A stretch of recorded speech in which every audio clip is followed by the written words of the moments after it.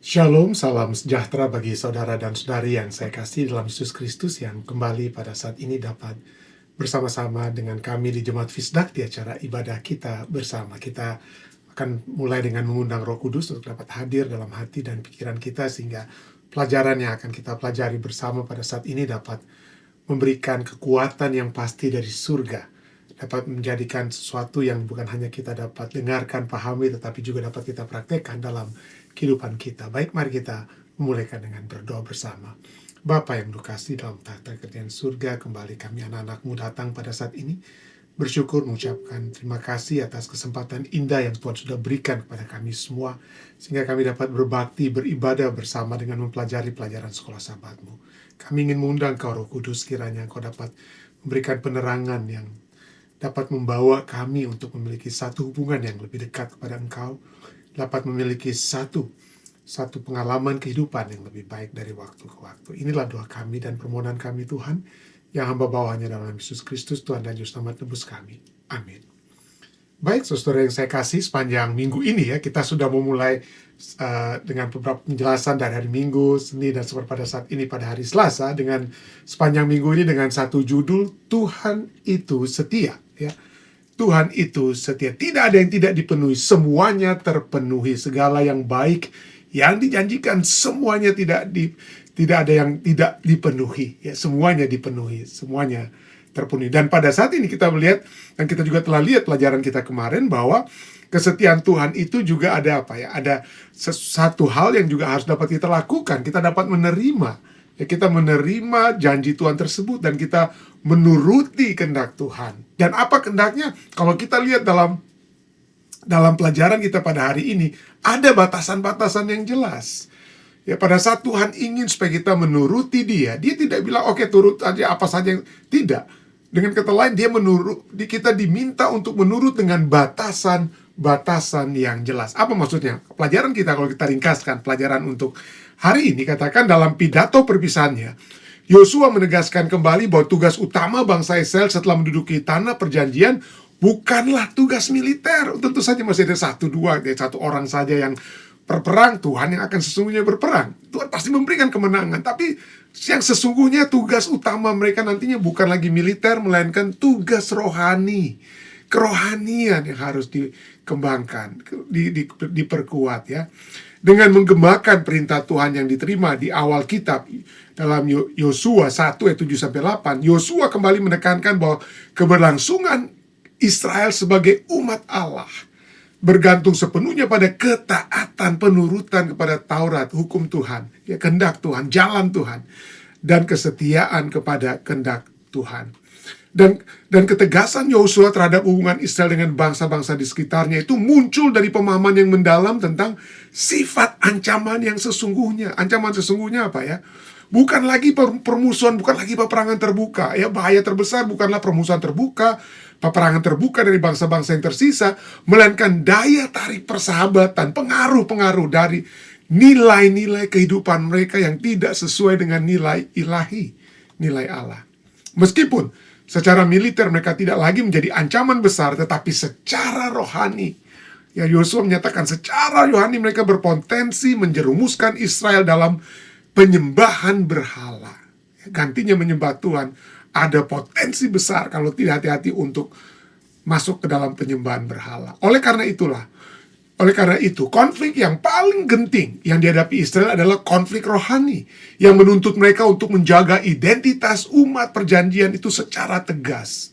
Larangan Yosua itu pertama-tama ada dua ya. Yang pertama adalah untuk mengikuti nilai-nilai ibadah mereka, menyebut nama dewa-dewa mereka, dewa-dewa asing orang-orang Kanaan ya, bersumpah demi nama mereka, atau melayani dan menyembah mereka yang berkaitan langsung dengan realitas budaya Timur Tengah saat itu ya, di mana nama dewa melambangkan kehadiran daripada dewa tersebut dan otoritas ilahinya. Padahal sesungguhnya tidak ada. Itulah sebabnya Tuhan mau kita jangan menyembah sesuatu yang yang tidak sesungguhnya. Masa mereka membuat patung lalu mereka sembah sendiri. Ya, dijaga patung-patung tersebut, dianggap sebagai dewa-dewi. Tapi itulah ya, pada saat kita menyembah sesuatu di luar Tuhan, maka kesetiaan kepada Tuhan itu hilang. Kesetiaan kepada Tuhan itu hilang. Dan Yosua katakan bahwa menggunakan nama dewa-dewa lain dalam percakapan sehari-hari atau transaksi sosial ya, pada saat mereka berkumpul, itu berarti apa? Mereka mengakui kekuasaan ilah-ilah tersebut dan membuka pintu ketergantungan rohani yang salah. Dan praktek ini seperti yang kemudian terjadi dalam sejarah Israel, sayang sekali ya, dalam Hakim-Hakim 2 1-3 11-13 mereka mulai terjerumus ya, membawa umat Tuhan itu menjauh dari sumber kekuatan yang sejati. Dan kedua adalah peringatan terhadap perkawinan campur dengan bangsa Kanaan ya. Ini bukan untuk menjaga jangan sampai orang Israel itu rasnya sukunya itu dimurnikan. Bukan, itu bukan soal begitu. Bukan Allah melarang untuk kawin dengan orang dari ras lain, bukan ya. Tapi perkawinan campur dengan bangsa Kanaan itu tidak dimaksudkan untuk menjaga kemurnian ras atau etnis, melainkan melindungi kemurnian iman. Bukan kemurnian ras atau etnis, tapi kemurnian iman. Hubungan yang paling intim sekalipun dapat menjadi saluran pengaruh rohani yang kuat. Itu membawa ya. Contohnya siapa? Contohnya Salomo ya. Contoh Salomo menunjukkan secara tragis bagaimana hubungan pernikahan yang tidak dijaga dalam kesetiaan kepada Tuhan dapat menuntun pada penyembahan berhala dan kemerosotan rohani. Seperti Ratu Raja-Raja 11 ayat 1-8 katakan ya, Raja Salomo memiliki banyak istri dari apa? Bangsa-bangsa lain ya. Tapi akibatnya keruntuhan, kemerosotan rohani. Nah, prinsip ini ditegaskan kembali dalam Perjanjian Baru, di mana orang percaya diperingatkan untuk tidak terikat dalam hubungan yang tidak seimbang secara rohani. 2 Korintus 6 ayat 14 tegaskan hal tersebut ya. Banyak sekali juga Rasul Paulus juga menuliskan tempat lain jangan kita memiliki kuk, berada dalam satu kuk dengan orang yang tidak percaya, seperti pada saat sapi atau kerbau ya untuk membajak tanah itu harus dari sapi yang sudah sama-sama dilatih untuk bersama-sama lalu dipasang kuk gitu ya, supaya mereka dapat sejalan. Nah, kalau berbeda iman, maka kita akan yang satu pergi ke sini pada hari yang berbeda, ke gereja yang berbeda atau tempat ibadah yang berbeda. Itu pengaruhnya kepada anak dan dalam keluarga itu rame ya, dengan rame sekali. Sedangkan dengan satu agama saja kita memiliki masalah ya, dapat memiliki penyesuaian harus dibuat. Apalagi dengan yang tidak seiman, yang tidak dengan seiman. Jadi itulah ya, di Perjanjian Baru jangan sampai kita terikat hubungan dengan yang tidak seimbang secara rohani menurut 2 Korintus 6 ayat 14, sambil tetap dipanggil untuk hidup sebagai saksi Kristus dalam suatu atau situasi pernikahan yang sudah ada. Kalau memang misalnya dua pasangan ya sudah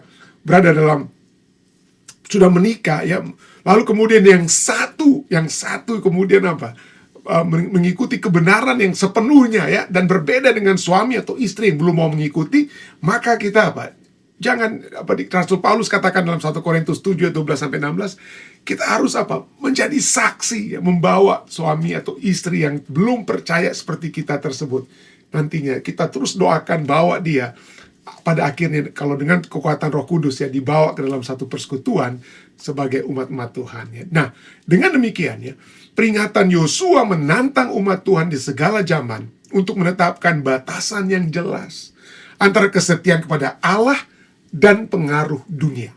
Tidak bisa kita menyembah kedua-duanya ya. Tidak bisa kita menyembah Allah dan mengikuti pengaruh dunia. Orang percaya dipanggil untuk hidup di tengah-tengah masyarakat tanpa kehilangan identitas rohaninya. Kita semua masih berada dalam dunia yang penuh dengan dosa.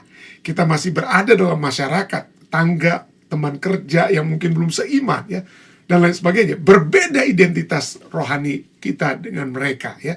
Tapi kita yang berada bersama-sama dengan orang-orang yang lain, masyarakat lain dalam dunia ini, jangan sampai kita kehilangan identitas rohani kita ya. Bukan berarti kita untuk supaya jangan mempertahankan identitas rohani, bukan berarti kita untuk mengasingkan diri, tetapi dengan dengan menjaga komitmen iman, kebijaksanaan dalam hubungan-hubungan kita relasi, dan keteguhan dalam ketaatan ya. Kalau kita setia kepada Allah, maka kita tidak akan menjadi serupa dengan dunia. Kalau kita lihat ya di bagian tambahan yang boleh kita bawakan ya pada saat ini ya, kita dapat lihat bahwa dunia Kalau dalam dunia kita saat ini, walaupun kita sudah melihat bagaimana keselamatan telah disiapkan oleh Yesus Kristus, ya, kita dapat percaya dan memiliki kehidupan kekal mulai saat ini, pada saat kita menerima Yesus, katakanlah ini, ya. Tapi kita masih hidup dalam dunia yang berdosa. Dan dunia atau kosmos ini sampai nanti, ya, saat ini mungkin secara apa ya, de jurenya, ya, secara hukumnya ini sudah dimiliki oleh Yesus, ya. Yesus sudah menebus kita semua, tetapi kenyataannya setan masih ada. Kuasa-kuasa kegelapan masih ada. Sampai nanti seakhir 1000 tahun setelah setan dibinasakan, baru penguasa dunia ini akan apa? Musnah dengan kata lain secara penuh, ya, secara sempurna. Tapi untuk saat ini dalam dunia masih berdosa, setanlah penguasa dunia ini. Yohanes 12 ayat 31 katakan apa? Sekarang berlangsung penghakiman atas dunia ini. Sekarang juga penguasa dunia ini akan dilemparkan keluar. Ya. Kemenangan Kristus di kayu salib secara hukum menyatakan bahwa Yesuslah yang menjadi apa? Menjadi pemilik atau penguasa dunia ini, ya. Ya, setan itu hanya dianggap sebagai pangeran dunia kalau bahasa Inggrisnya, sedangkan Allah yang rajanya. Tapi setelah kita jatuh, Adam dan Hawa jatuh, dialah penguasa apa? Penguasa dunia. Tapi saat Yesus menebus kita, maka secara hukum Yesuslah pemiliknya. Tetapi secara faktanya masih setan itu apa? Memiliki kuasa. Masih memiliki kuasa. Itulah sebabnya kita harus melihat bahwa kita seringkali dapat apa? Jatuh, ya. Walaupun kita sudah menerima Yesus Kristus, tapi kita seringkali dapat jatuh karena masih ada penguasa. Setan masih bekerja, ya. Setan masih bekerja. 1 Yohanes 5 ayat 19 juga katakan, kita tahu bahwa kita berasal dari Allah dan seluruh dunia berada di bawah kuasa si jahat. Dan inilah diketahui juga oleh Yosua pada saat dia bersama dengan umat Tuhan, ya. Dia nasihatkan kepada para pemimpin pada saat itu, ingat ada dua. Jangan sampai kalian apa? Terikat dengan dunia, ya. Peliharalah imanmu, ya. Di dalam Yosua 23 ayat 6 dikatakan, kuatkanlah benar-benar hatimu dalam memelihara dan melakukan segala yang tertulis dalam kitab hukum Musa, supaya kamu jangan menyimpang ke kanan atau ke kiri. Itulah kalimat kalau Anda baca dalam Yosua 1 ayat 7-8 dan seterusnya, itu bagaimana Yosua juga kepada Yosua Allah menyatakan, Yosua, turuti seperti Musa, turuti firman Tuhan, turuti kehendak Tuhan, jangan menyimpang ke kiri atau apa. Jangan menyimpang ke kiri dan ke kanan. Dan secara spesifik Tuhan kita itu tidak hanya secara abstrak bilang, kamu menurut aku, ya, tidak. Secara spesifik, secara khusus dikatakan jangan bergaul dengan orang dunia sampai kita apa? Sampai kita menyembah Allah mereka atau mengikuti kebiasaan-kebiasaan mereka, nilai-nilai mereka. Itulah sebabnya Yosua 23:7 kemudian katakan apa? Dan supaya kamu jangan bergaul dengan bangsa-bangsa yang masih tinggal di antaramu itu, serta mengakui nama Allah mereka dan bersumpah demi nama itu, dan beribadah dan sujud menyembah kepada mereka. Inilah yang dikatakan jangan sampai mengikuti apa yang diilahkan oleh orang dunia. Kita untuk saat ini, ya, jangan kita ilahkan. Orang dunia mungkin mengilahkan apa? Kekayaan, mengilahkan posisi, mengilahkan ini dan itu. Itu orang dunia, ya, jangan sampai kita seperti itu. Jadi ancaman terbesar dari segini adalah pengaruh dunia. Bukan hanya peperangan terhadap kita, kita tidak bisa mengalahkan penguasa-penguasa dunia kecuali dengan senjata Allah yang akan berperang melalui kita. Tetapi yang kita harus lihat adalah pengaruh-pengaruh dunia. Pengaruh-pengaruh dunia dapat membawa kita untuk menyembah keduniawian, gantinya menyembah Allah yang sesungguhnya. Yang kedua adalah kembali, ini bukan hanya dengan apa yang kita pikirkan sembah, tapi juga hubungan kita dengan sesama, perkawinan, ya.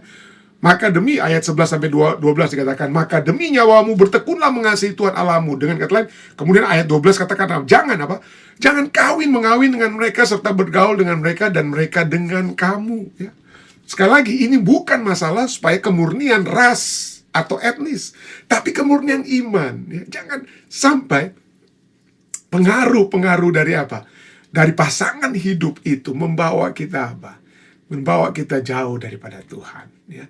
Ancaman perkawinan campur ini, kita akan kehilangan kesetiaan terhadap Allah, ya. Jadi inilah keadaan kita dalam dunia, ya. Begitu banyak daya tarik dunia, begitu banyak persahabatan duniawi, ya, persahabatan duniawi. Jadi kita masih bergumul dengan hal ini. Kita semua masih bergumul. Nah, pertanyaan tadi, bukan pertanyaan, tapi yang kita sudah dari ringkaskan tadi, ada 3 mungkin pilihan yang sering kali ditawarkan, atau 3 pilihan akan menjadi bagian kita. Yang pertama, adakah kita hidup terpisah dari dunia? Jadi kita menjadi apa? Seperti apa? Menjadi seperti monk, biarawan, biarawati, nggak ya pergi ke tempat, ke gunung sunyi ya. Kita bersemedi saja begitu, nggak usah berhubungan dengan orang-orang masyarakat lainnya. Apakah itu yang harus kita lakukan? Hidup terpisah dari dunia. Tapi bukankah kita disuruh untuk menginjil kepada orang-orang di dunia? Nggak bisa, kita harus hidup terpisah apa? Dari dunia. Nah, yang menjadi ini, yang poin pertama ini. Dan poin kedua, pilihan kedua adalah kita hidup bersama dengan dunia. Nah, kalau ini kita lakukan, maka kita akan melanggar apa yang seperti Yosua katakan kepada orang Israel. Jangan sampai apa? Memiliki persahabatan dengan dunia. Jangan hidup bersama dengan dunia. Ya. Jangan sampai ada waktu lalu saya pernah sampaikan juga di acara sekolah sahabat kita. Cukup menarik, ada seorang profesor ya. Ada seorang profesor yang ingin untuk mencari tahu bagaimana itu keadaan daripada orang-orang yang menggunakan obat-obatan terlarang, narkoba, narkotika, dan obat-obat terlarang ya.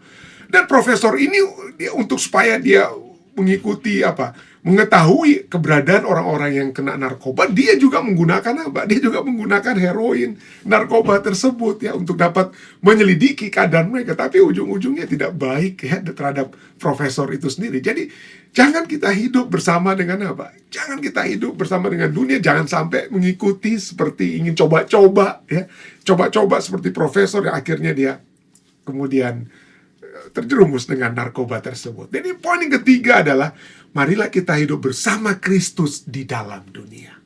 Jadi Yesus tidak ingin kita itu terpisah dari dunia. Jangan sampai berhubungan dengan orang-orang dunia, bersemedi, pergi kita ke tempat sunyi, di gunung, di hutan, dan lain sebagainya.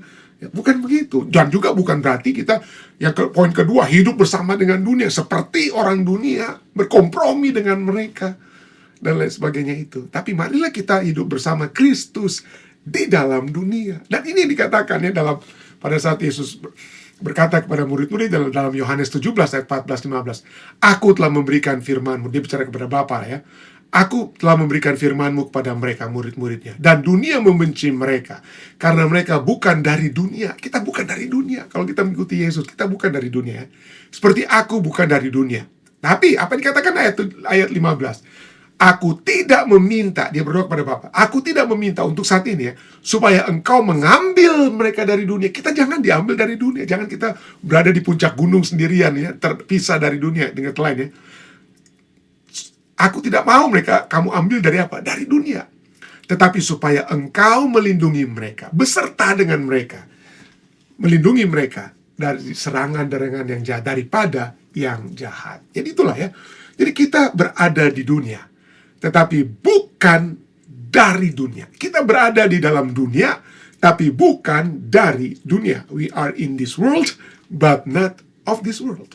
Ya, jadi bagaikan, sering kita dengar, ini ilustrasi ini bagaikan perahu ya. Perahu itu kan berada di lautan. Dan perahu itu dirancang untuk berinteraksi dengan air. Bukan berarti perahu itu harus kita naikkan di atas rumah kita. Bukan begitu. Perahu itu harus ada di atas air atau bersama dengan air. Tetapi perahu tersebut tidak boleh membiarkan air laut masuk ke dalam perahu dalam bentuk kebocoran atau apapun. Harus terpisah, tapi berada bersama ya. Kalau tidak, kalau sampai ada kebocoran, maka perahu itu akan tenggelam. Ya, perahu itu akan tenggelam. Itulah sebabnya kita harus memiliki keberadaan di dalam dunia, tetapi bukan dari dunia. Jangan menjadi seperti orang dunia. Itulah sebabnya dalam Roma 12 ayat 2 katakan, janganlah kamu menjadi serupa dengan dunia ini, tetapi berubahlah oleh pembaharuan budimu, sehingga kamu dapat membedakan mana kehendak Allah, apa yang baik, yang berkenan kepada Allah, dan yang sempurna. Kita diminta untuk menjadi garam dunia, bukan terpisah dari dunia. Tapi garam itu berbeda dengan makanan yang digaraminya dengan lain. Itu tidak heran, garam itu harus sekali lagi seperti ilustrasi tadi tentang perahu di atas laut itu ya. Seperti garam juga ya, garam harus bersentuhan dengan makanan agar dapat memberi rasa atau menjadi efektif garam tersebut. Jika kehilangan keasinan, jika garam itu kehilangan keasinannya, maka garam itu menjadi tidak berguna. Jadi kita harus terus menjadi garam ya. Orang percaya yang berinteraksi dengan orang lain harus mempertahankan prinsip-prinsip mereka yang berbeda daripada menyesuaikan diri dengan praktek-praktek duniawi. Jadi itulah ya poinnya. Jadi kita harus bisa tampil beda. Kita harus berbeda dengan dunia. Walaupun saya tahu kita semua mengalami berat sekali saudara ya. Pengaruh-pengaruh dunia ya. Tantangan-tantangan dunia, apa yang kita lihat setiap hari tentang keberadaan dunia ini. Wah kok enak sekali kehidupan orang-orang yang banyak uangnya.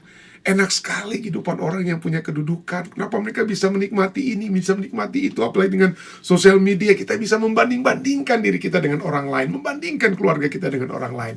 Kita tidak bisa merasa bersyukur dengan keberadaan kita. Kita hanya melihat apa yang lebih baik, yang kelihatannya lebih baik. Tapi itulah ya, yang kelihatan itu seperti Rasul Paulus katakan itu bukan yang nyata. Yang nyata itu adalah yang tidak kelihatan. Iman, kasih surga, damai, sukacita yang tidak dapat dilihat. Itulah yang nyata sesungguhnya. Tapi inilah, di dalam dunia ini seringkali kita gagal. Karena kita mungkin seperti tadi telah mungkin memiliki satu hubungan dengan orang-orang yang tidak seiman.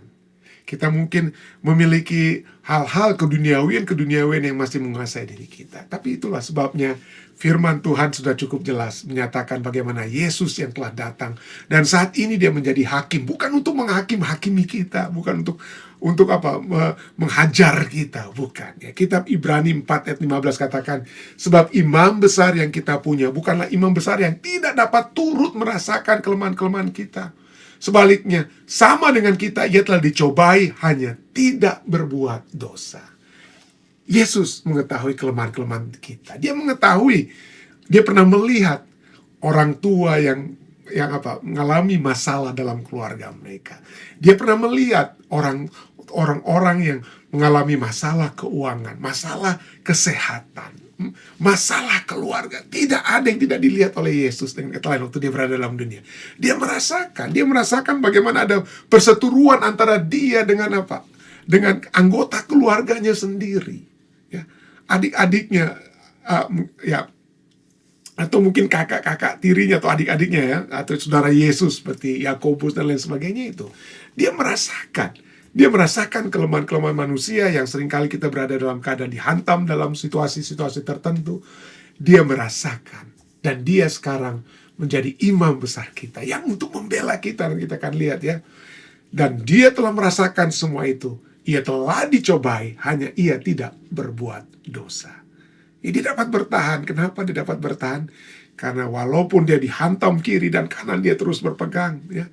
Dia terus berpegang, dia tidak berdosa. Saya senang sekali dengan satu kutipan dari A.W. Tozer. Dia katakan, satu-satunya dosa yang dimiliki Yesus adalah dosa saudara dan saya, bukan yang dia buat. Ya. Satu-satunya kebenaran yang kita miliki adalah kebenaran dia. Artinya, kita tidak dapat memiliki kebenaran. Tidak ada yang bisa mengatakan, wah karena saya sudah pendeta, saya sudah dokter, wah sudah suci atau apa, bukan ya.